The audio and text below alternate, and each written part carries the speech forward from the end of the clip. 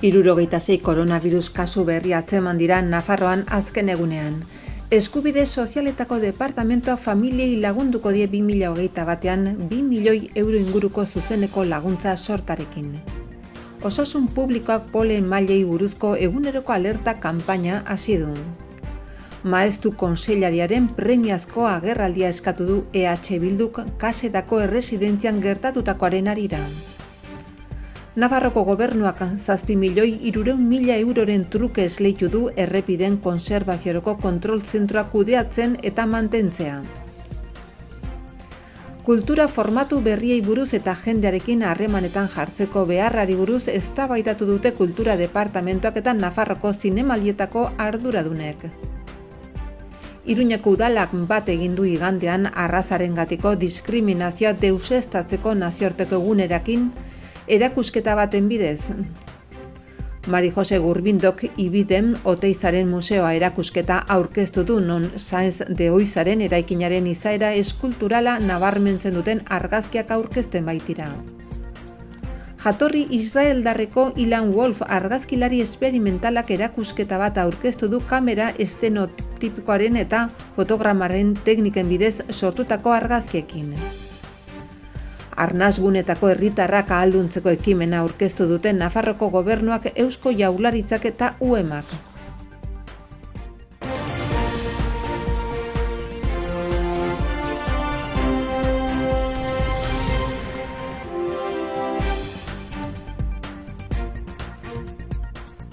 Koronavirus kasu berrien kopurua 76ra jaitsi da azken ordutan Nafarroan.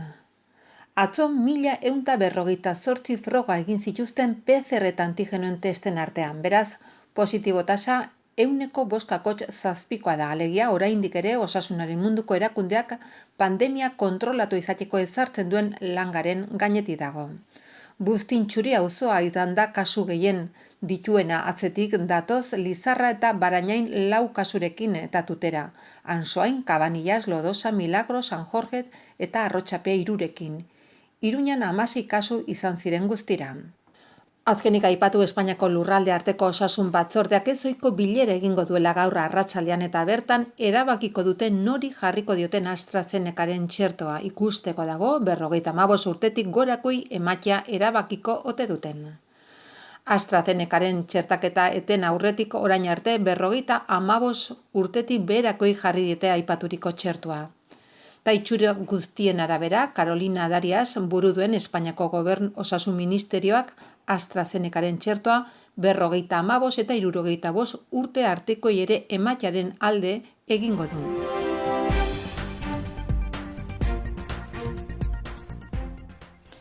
Nafarroko gobernuak Eskubide Sozialetako Departamentuaren bidez familientzako 1.775.000 euroko laguntza ekonomiko zuzena onartu du, lana eta familia bateragarri egiteko laguntza bereziarekin.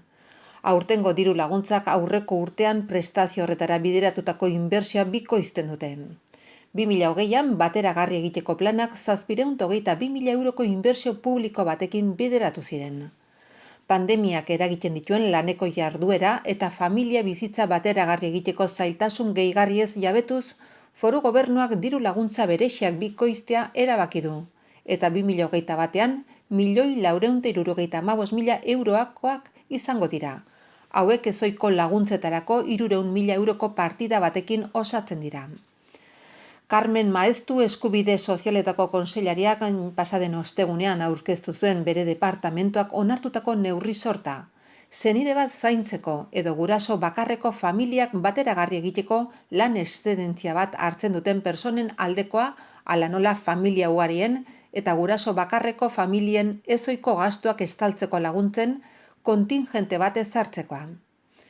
Kontseilariarekin batera, Miriam Marton Eskubide Sozialen eskumenekoa den Nafarroko Enplegu Zerbitzuko Nafar Lansareko zuzendari gerenteak 2 diru laguntza lerro aurkeztu ditu autonomoen eta besteren konturako profesionalen bateragarritasuna erraisteko asmoz. Hornidura osoa 425.000 eurokoa izanik 12 urteko adin txikikoen zaintzan lan egiten duen persona baten kontrataziorako diru laguntza emango da. Maezturen esanetan, neurri hauek eta beste hainbat gobernu honen eskutik Nafarroko familiei babes irmoa emateko erabakigarritasunetik datoz. Hoietako askorentzat bereziki delikatua den une batean. Konpromiso hau islatzen da haurtzaro familia arloetako hala nola bizitza personala, familia eta lana bateragarri egiteko aurrekontuaren hedadura nabarmenean. Horrela 2015ean eginiko 20.300.000 euroko inbertsiotik 2021 urterako 40.400.000ko aurrekontu batera heldu gara, alegia 189ko hazkunde batera. Laguntzen multzo hau 2020 urterako elkarrizketa sozialerako kontseiluaren esparruan lana eta familia bizitza bateragarri egitera zuzendutako eta 2021 batera luzatutako bi neurriren osagarria dira. Neurri hoien arabera ondorengoak arbasoak beste senide batzuk edota persona desgaituak zaintzeagatik etxe langile bakoitzeko kotizazioaren arabera gizarte segurantzari asebetetako kopuruen kenkaria 25%tik 100% aldatzen da.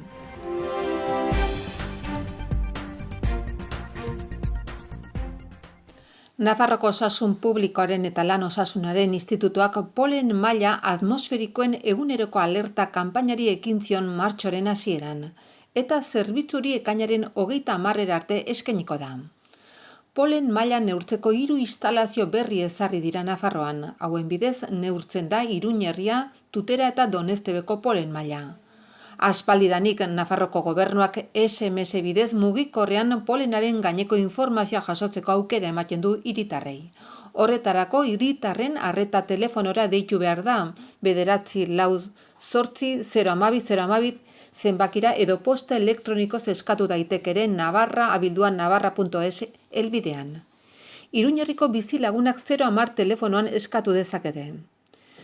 2019ko udaberrian 20.024 SMS mezu eta 1916 posta elektroniko bidali ziren 1485 laguneri.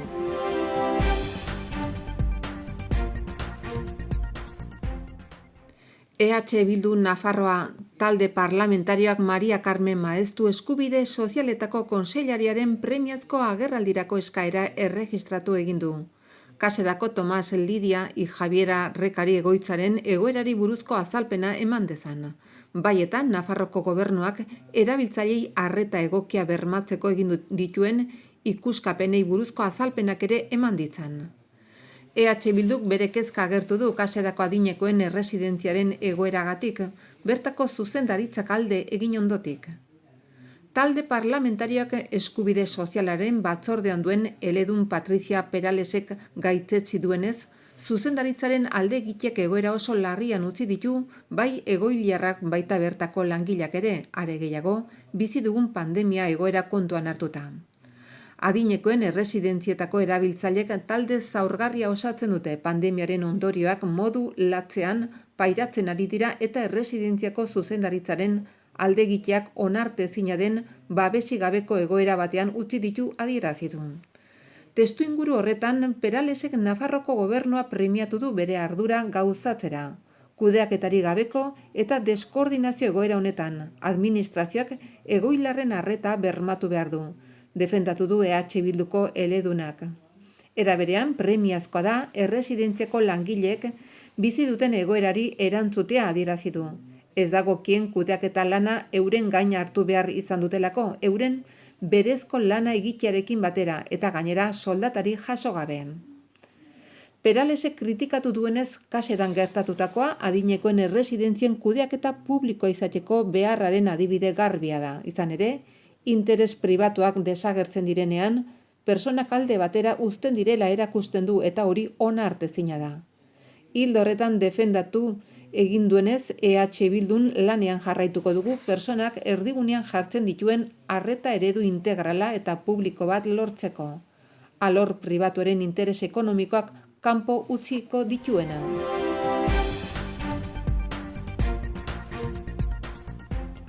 Nafarroko gobernuko lurralde koheziorako departamentuak herri lanen eta azpiegituren zuzendaritza nagusiaren bitartez datozen 4 urteetarako errepideen konserbaziorako kontrol zentroa zelau kudeatzeko eta mantentzeko kontratuak esleitu ditu.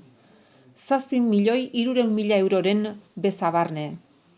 Zentroa etenik gabe ari da lanean 24 pertsonako taldearekin eta iaz 5.500 gora bera baino gehiago artatu zituen.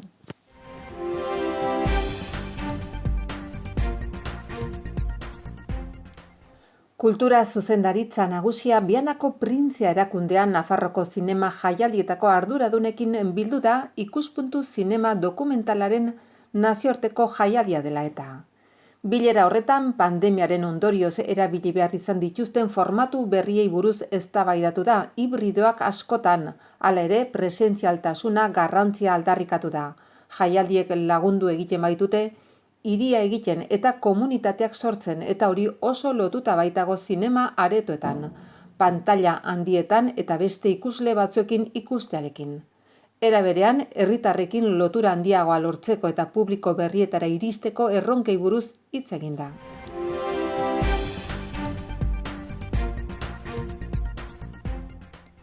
Iruñeko udalak bat egin du arrazarengatiko diskriminazioa deuseztatzeko nazioarteko egunarekin, erakusketa baten bidez Kondestableren jauregian. Nazio Batuen Batzar Orokorrak martxoaren 21 aukeratu zuen 1960ko data beraren oroimenez. Zeinan poliziak tiro egin eta 69 pertsona hil baitzituen Hego Afrikako Sharpeville egiten ari ziren manifestazio baketsu batean apartheideko pasen legearen kontra.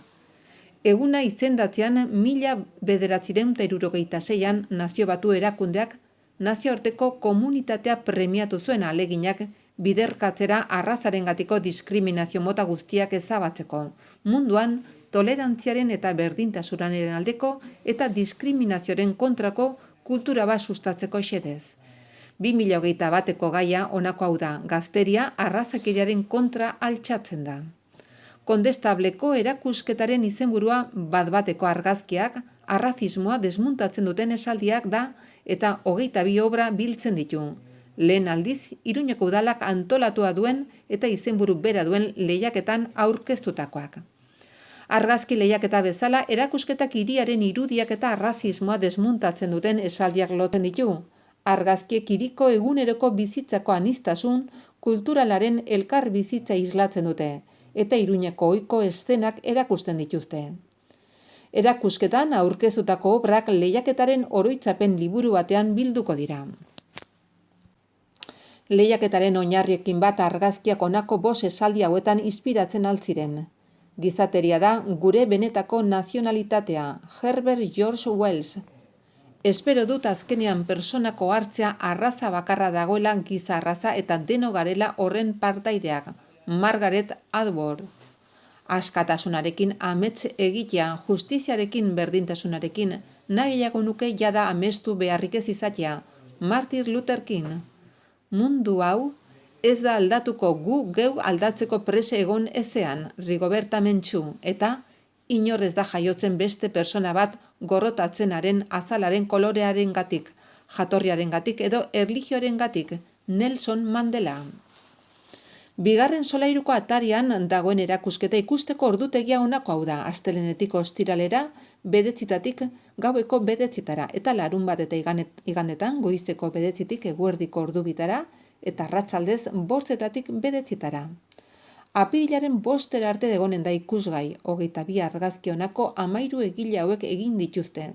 Maite Aos, Inigo Erize, Gaizka Unzueta, Pedro Pileño, Inés Zazu, Alberto Crespo, Zuyeb Ruslan, Isabel Sangros, Paul Arciniega, Guillermo Unzeta Barrenetxea, Alde Peña, Elena Irigoi eta Katxi Karrantza.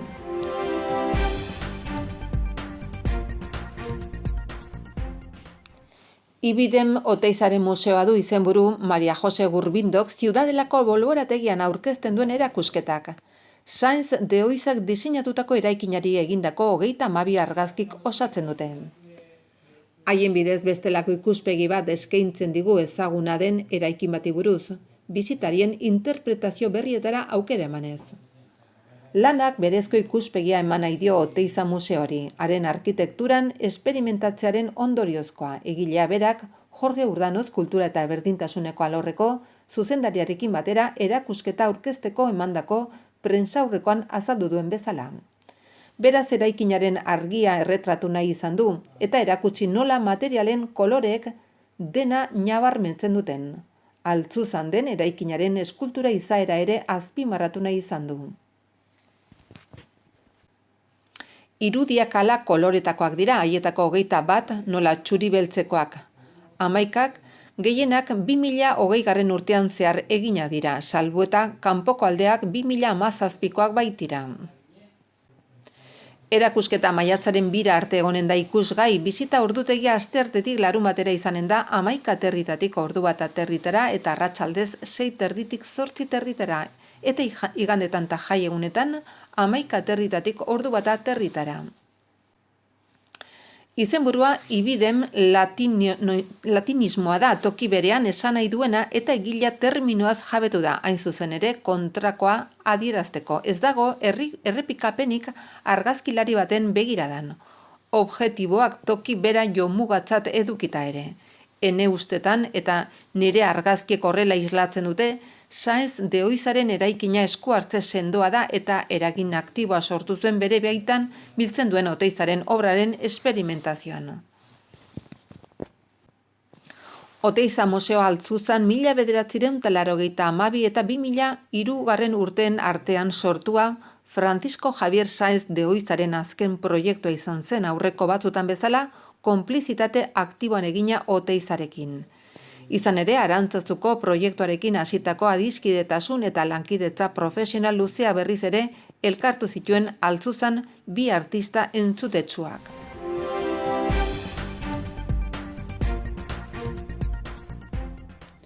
Ilan Wolf jatorri israeldarreko argazkilari esperimentala 21. Mende bete-betean Aristotelesek edo Leonardo da Vinci jada ezagutzen zuten teknikarirekin kamera ilunarekin argazkiak sortzeko teknikan espezializatu da, eta Ziudadelan dugu argazkilaritzaren hizkuntzaren soiltasun zaharrean oinarritzen den erakusketan. Erakusketa kamera estenopeikoaren eta fotogramen tekniken bidez sortutako 100 iruditik gora jasotzen ditu aurkezpenaren prentsaurrekoan azaldu bezala, zeinetan Jorge Urdanoz kultura eta berdintasuneko alorreko zuzendariak eta Jose Garrido erakusketaren komisarioak ere parte hartu baitute. Azken honek erakusketarekin batera datorren testua idatzi du. Erakusketa Ziudadelako mistoen eraikineko beheko solairuan egonen da ikusgai maiatzaren 9 arte. Bizita ordutegia honako hau da, asteartetik larunbatera 11 aterritatik ordu bat aterritara eta arratsaldez 6 terditik 8 territara eta igandetan eta jai egunetan 11 aterritatik ordu bat aterritara. 1984 eta 2008 urteren bitartean zuri beltxean egindako irudi bitxiak eskaintzen dizkigu, zeinetan espazio ezagunak agertzen baitira bestea beste, Jerusalem, Negebeko, Basamortua Paris, Hamburgo, Donostia, Nueva York eta Oviedo. Horrez gain, iluna barrean su, aire eta ur elementuen eta landaren argazkieko osatzen dute. Egileak teknika zaharrei buruz egindako ikerketak, prozedura metodoak eta bere obra osoa ere hausnarketa sakona dira, argazki gintzak historiarekin, teknologiarekin, norbanakoarekin eta esku hartzen duen espazio sozialarekin dituen harremanei buruz. Egilea berak sortutako kamerak, Ilan Wolfek Jose Garridok erakusketaren aurkezpenean azaldu bezala, kamera estenopeikoa Pinole bere inglesezko izenez ere ezaguna erabiltzen ditu bere lanaren oinarri gisa. Berak egindako kamerak dira. Kutxa zilindro lata zahar ontzi itxi zein bere interes eta beharretara aldatu eta egokitzen dituen kamera konbentzionalekin eginak. Lenteri gabekoak eta behar bezala zulatuta argazki papera edo berak emulsionatutako papera sartzen du. Batzutan tolestua eta forma ezberdinetara egokitua, irudi distorsionatu eta deformatua lortzeko. Beti ere erregistro soiletik haratago doan ikusgarritasun batekin. Bere furgoneta eta gela arruntak ere erabili ohi ditu formatu handiagoko irudiak sortzeko.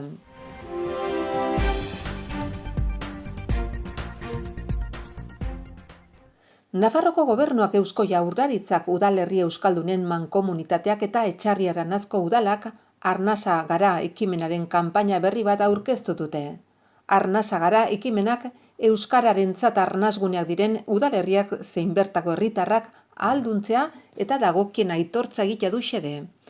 Hala, aurkezpen ekitaldian foru komunitatean arnasgune diren 14 herriak zaindu, babestu eta indartzeko beharra nabarmendu du Ana Ollo, herritarrekiko harremanetarako kontseilariak. Hiztun komunitate sendo bati esker euskaraz modu naturalean bizi daitezken udalerriek dute arnasgune izendapena. Hau da, arnasgune diren herrietan euskararen presentzia nagusia da eta herritarrek euskaraz egiten dute haien eguneroko bizimoduan. Horregaitik dira arnasgune, euskarak aske hartu dezakelako arnasa espazio hoietan, bizi-bizi.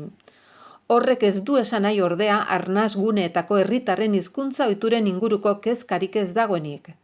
Hain zuzen ere, ekimenaren helburua da arnasguneetako herritarren hizkuntza ohituren inguruan gogoeta egitea. Arnasgune den Etxarri-Aranatzeko udaletxean eginda aurkezpena. Bertan izan dira Nafarroko Gobernuko herritarrekiko harremanetako kontseilaria Ana Ollo, Eusko Jaurlaritzako Kultura eta Hizkuntza Politika sailburu Bingen Zubiria, UEMA udalerri euskaldunen mankomunitateko lehendakaria Iraitz Lazkano eta Etxarri-Aranazko alkatea Silvia Marañon. Foru komunitatean arnasgune diren herriak honakoak dira: Arbizu, Areso, Arantza, Araitz, Baztan, Bera, Basaburua, Etxalar, Etxarri-Aranatz, Goizueta, Igantzi, Larraun, Leitza eta Lesaka. Hoietariko batzuk UEMA udalerri euskaldunen mankomunitatean sartuta daude. Ekimen honekin arnasgunek euskararen biziberritzean duten garrantziaren nabarmendu nahi da. Horretarako udalerri euskaldunetan eta euskararen arnasgunetan hizkuntza ohiturei lotutako 8 egoera landu dituzte 8 bideo esketxetan. Hala, ubebikoitza arnasagara.eus webgunean ikusgai dauden bideo bakoitzak egoera bat irudikatzen du eta kanpainaren asmoa da egoera hoien inguruko sensibilizazio lanketa bat egitea sare sozialen bidez. Besteak beste, arnasgunetako persona erreferentei, aktore, musikari, kirolari, elkarrizketak egingo zaizkie gaiaren inguruan hausnartzeko. Kanpainak 8 aste iraungo ditu martxoaren 22tik maiatzaren 16 bitarte eta aste bakoitzean gai bat izango dute hizpide. Kanpainaren euskarri nagusia 8 bideo labur dira minutu bateko bakoitza eta sketch erara bertan lantzen diren diskursoa batez ere, arnasgune edo eremu oso euskaldunetako herritarrei zuzenduta daude. Dena den Arnasa gara ekimenak arnasgunetatik kanpo bizi direnengana iristeko asmoare badauka. Arnasgunen errealitatearen ezagutza eta herri hauek euskararen biziraupenean duten garrantzia azpimarratzeko eta errekonozimenduan jartzeko. Ekimena dinamiko izango da, batez ere sare sozialen bidez garatuko delako eta herritarren interakzioa sustatzea izango duelako xede. Bide horretan, astero, zozketak egingo dira kanpainan zehar sare sozialetan aurkeztuko diren edukiak gertutik jarraituko dituztenen artean. Egunean behin jokoaren bidez ere ezagutaraziko da. Arnasa gara kanpaina eta astebetez aplikazio ezagunaren erabiltzailek arnasgunen inguruko zenbait galdera ere erantzun beharko dituzte. Nafarroko Gobernuko kontseilaria Ana Ollok azaldu duenez, Nafarroko Gobernuak arnasgunek duten garrantzia azpimarratzea eta euskal komunitatea indartzea du xede. Neurri batean deno baitugu gure hizkuntza jokaera aztertzeko eta dugun jokabideaz kontziente egiteko beharra. Udalerri euskaldunetan modu naturalean transmititzen da euskara, belaunaldi batetik bestera. Herri honen aniztasunari eta kulturari ekarpen garrantzitsu eginez. Nafarron ondarea babesten eta ezagutarazten egiten dugun aleginaren baitan, arnasguneak ere kontuan hartzea garrantzitsua iruditzen zaigu eta horretara dator kanpaina hau gaineratu du.